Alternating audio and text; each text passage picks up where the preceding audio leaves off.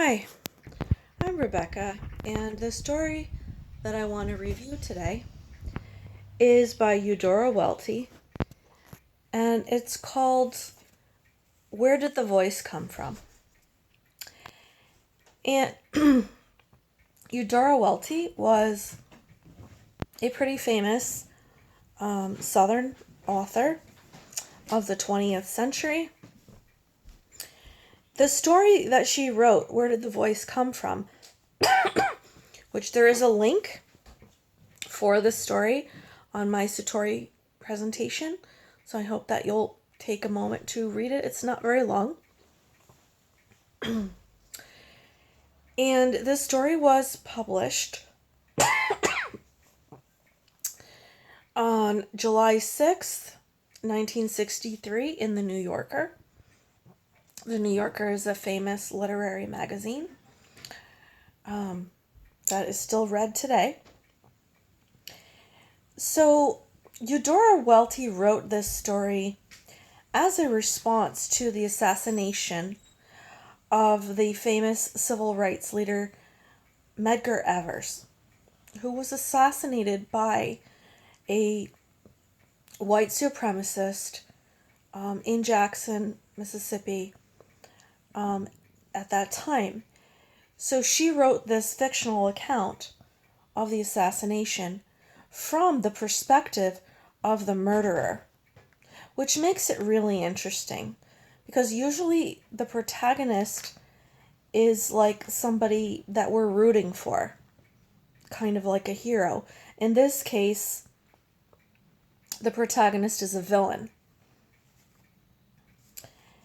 And so the story goes through the assassin's thinking as he makes up his mind that he is going to shoot and kill this NAACP leader.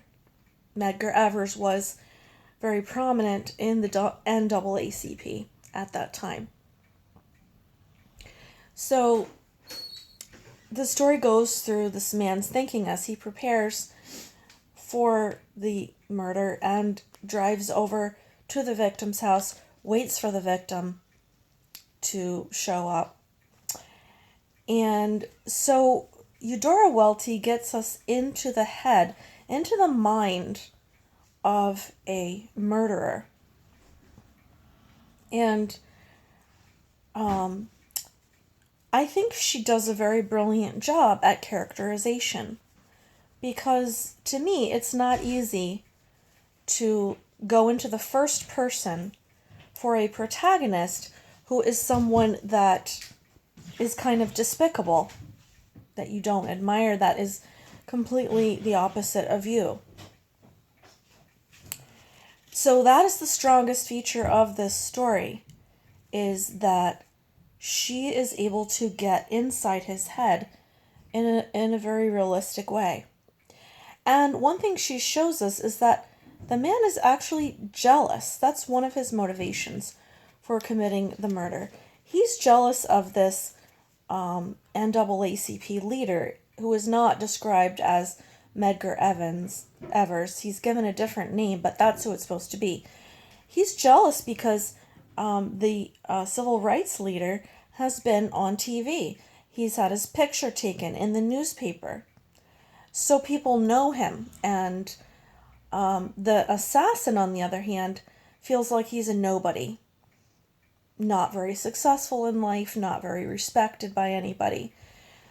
So he's kind of hoping to, make a name for himself by committing this assassination. And he talks about how, he's tired of all the agitators stirring everybody up. So, one thing that Eudora Welty said about her protagonist, her killer, she said, "I knew what was in that man's mind because I'd lived all my life where it happened. It was the strangest feeling of horror and compulsion all at once." This was in an article by Robert M. Brennan, which I will list in the sources. Something else that I thought was really interesting was a post in the literature blog which I think is a very good blog of people who have degrees in English literature. And the writer said that Welty gives us an insight into his motivations behind the murder, and she allows the reader to experience some level of sympathy for the character, because he is basically a victim of his society. He's been manipulated by his racist society into committing the act that he does, which I thought was a very, well, surprising take on it. I wasn't expecting that. So anyway, thank you for listening, and I hope you read the story and comment on it.